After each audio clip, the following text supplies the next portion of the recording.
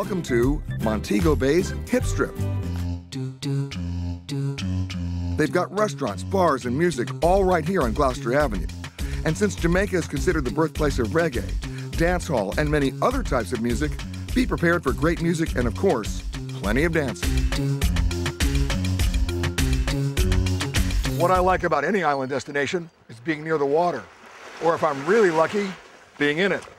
But smart travelers will tell you that Jamaica is much more than surf and sand.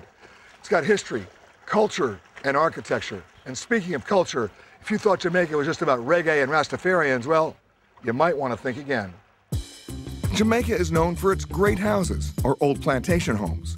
Many are national historic monuments, and each one tells a story about the island's often dramatic history. Here's one of Jamaica's true gems, a place where the tour buses don't usually stop. It's called Greenwood Guest House, historically the biggest plantation on the island, which at its peak spanned 84,000 acres. The Great House is a window into what life was like for 19th century plantation owners in Jamaica, and it was one of the few houses not destroyed in the slave rebellions of the 1830s. As a result, it has one of the best antique collections in all of the Caribbean. You can find much of the house's original furniture and an impressive collection of old musical instruments. If you're looking for the perfect photo op, then you need to look all the way west to Negril Lighthouse on the westernmost tip of the island. But believe me, this trip is worth it. This place stands 100 feet tall, and the concrete structure dates back to 1894. But here's what I really love about this lighthouse. It's been completely solar powered since 1985.